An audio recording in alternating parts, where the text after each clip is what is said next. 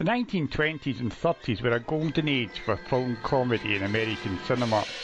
The silent clowns turned wild slapstick into an art, while the arrival of sound set free the wisecracking comics of vaudeville and Broadway. Chaplin, Keaton, Lloyd, Langdon, Laurel and Hardy, W.C. Fields and the Marx Brothers all created their highly individual comedy worlds. Charlie Chaplin ushered in the golden age with the first great comedy feature, The Kid. Chaplin had discovered that more than constant jokes were required for silent comedy features. He also needed a believable story and characters the audience could sympathise with. Chaplin went further, with the injection of pathos into the world of his little tramp, getting the audience to cry for him. It was an incredibly delicate balancing act, something he pulled off more successfully than anyone. Of course, I was really gone, man. I was torn up. I want my daddy. I was hysterical. And if you are going to portray yourself being hysterical, you better get yourself hysterical. Or whether it's as phony as a $3 bill.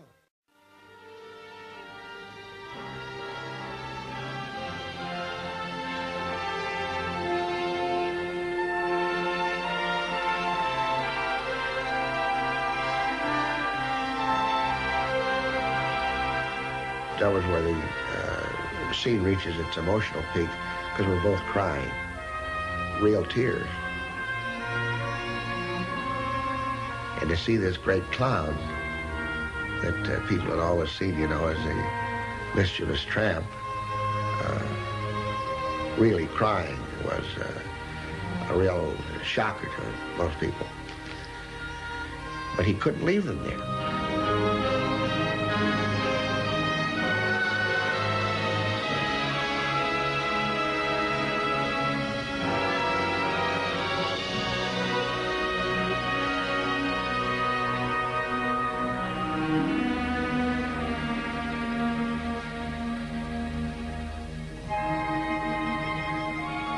So that was the finish of the scene. So he had gone from tearing your heart out to knocking him in the aisles with it, because the greatest relief is laughter. Chaplin's partners in United Artists became frustrated at the increasingly slow rate he worked in the 20s. When the organisation needed product, the great comedian wasn't supplying a lot of it. They were even more dismayed when he chose A Woman of Paris, a straight drama, for his first release through United Artists. This film, with its incredibly understated acting which influenced the sophisticated romantic comedy of Lubitsch, was hailed by the critics but rejected by the public, who decided they didn't want to see a Chaplin movie without the Little Tramp. Chaplin responded with The Return of the Tramp in his epic comedy masterpiece The Gold Rush.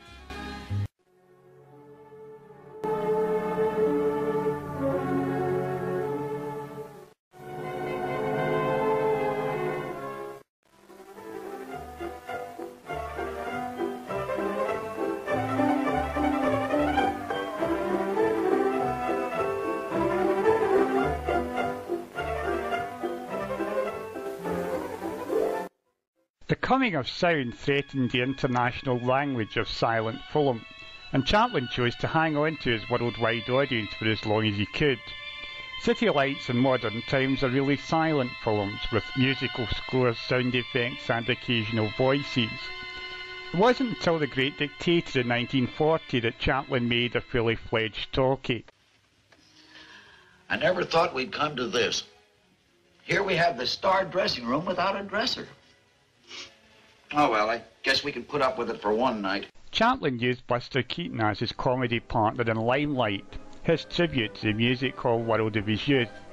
Keaton is probably the one great film comedian who rivaled Chaplin artistically, though the world he created on screen was totally different. While Chaplin's films are claustrophobic in their concentration on the antics of a little tramp, Keaton's are expansive, with natural hazards like cyclones, and with machines as enemies rather than authority figures like policemen. When Keaton faced policemen, there were hordes of them. Keaton was fascinated by cinema, and was probably the most cinematic comedian who ever lived.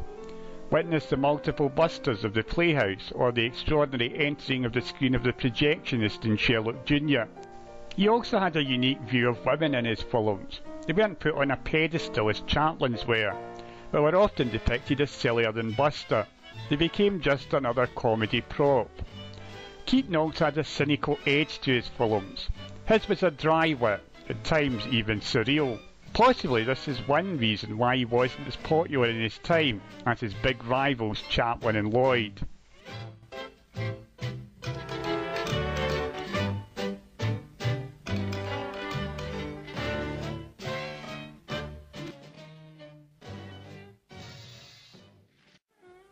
My old man was an eccentric comic, and as soon as I could take care of myself at all on my feet, he had slap shoes on me and big baggy pants, and then just start doing gags with me, and especially kicking me clean across the stage or take me by the back of the neck and throw me.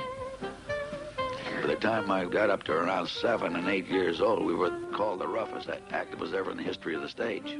Incredible stunts became highlights of Keaton's films, and he did them all himself, apart from pole vaulting into the heroin room in college.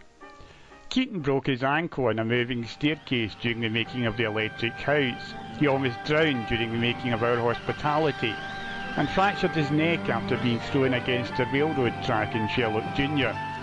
Though he emerged unscathed, one of his most dangerous stunts was in Steamboat Bill Jr., when the front of a house comes crashing down around him.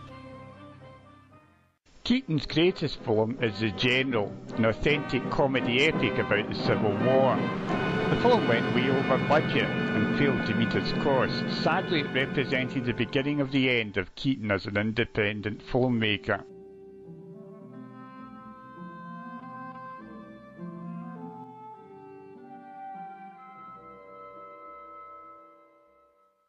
If Keaton with his cynical edge fell out of time in the Roaring Twenties, Harold Lloyd's optimism and his character's drive for success was completely in tune with the jazz age. Lloyd started his career as a Chaplin imitator, but once he found his glasses character, he was the one comedian to seriously rival Chaplin at the box office in the 20s. Lloyd's rejection of an obvious comedy outfit and his playing of an ordinary young man looks forward to the gormless men of the screwball comedies of the 30s and beyond to Woody Allen. The gracefulness of Keaton's stunt work, in which his movements are made to look completely effortless, was turned on its head by Lloyd in his still pictures like Safety Last.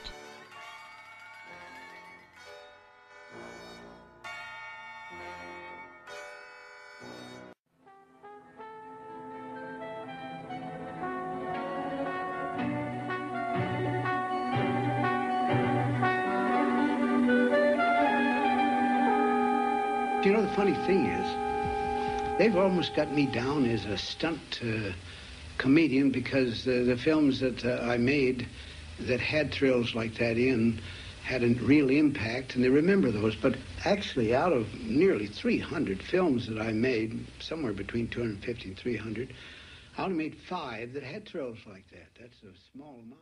The Kid Brother is Lloyd's most perfect combination of character, story and gags.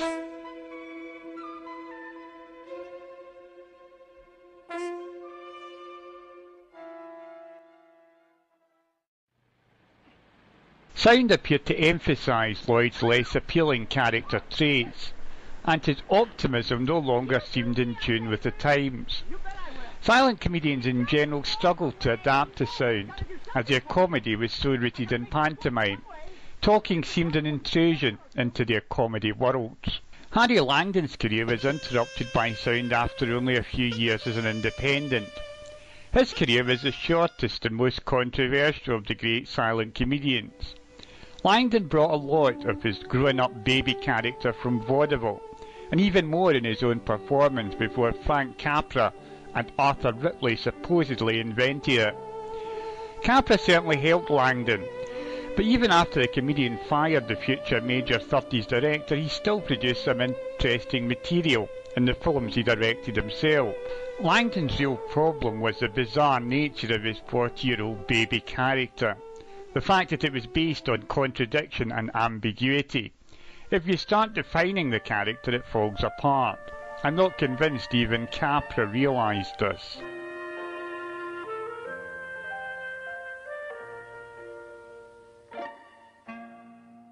Only Laurel and Hardy continued the tradition of visual comedy into the sound era. This was largely due to their ability to improvise at the Hal Roach studio. Stan Laurel was the creative genius behind their very best routines, which were concentrated in their silent and sound shots for Roach. When they graduated to feature films, there was less time for improvisation, though they still made some fine features such as Sons of the Desert and Way Out West. Blue Ridge Mountains of Virginia, on the trail of the lonesome pine, in the pale moonshine, our hearts entwine, where she carved her name and I carved mine. Oh, June, like the mountains I'm blue, like the pine, I am lonesome for you. In the Blue Ridge Mountains of Virginia, on the trail of the lonesome pine.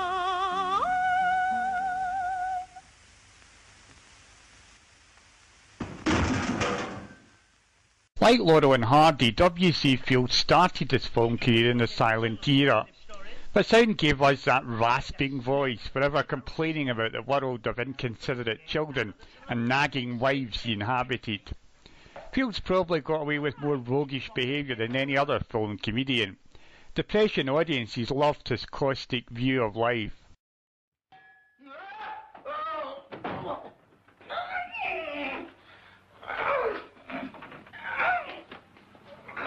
Imagine a man who takes money out of a child's piggy bank and puts in IOUs. The real anarchists of early sound cinema, though, who took pot shots at the upper classes, were the Marx Brothers. At first glance, their films seem wildly uncinematic, their antics undisciplined. Yet their comedy relied to some extent on their appearance, and their routines were actually very precisely written and timed. Successful in vaudeville and on Broadway, they broke the rule Chaplin had discovered by bombarding the audience with joke after joke on film. Today their Paramount films remain hilarious, but it can be hard to catch all the jokes on your first viewing. Oh, for playing we get $10 an hour. I see. What do you get for not playing?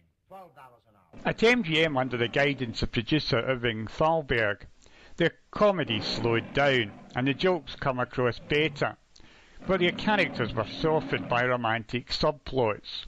So while A Night at the Opera and A Day at the Races contain many of their best comedy sequences and are probably better films than the Paramounts, they might not be the best Marx Brothers films, as Duck Soup with its sustained hilarity is more in keeping with the brothers' comedy world. $9.40? This is an outrage. If I were you, I wouldn't pay it. Stewart? Ah, come right ahead. Hey, Stewart. The food. Been waiting all afternoon for you, Stewart. Come on.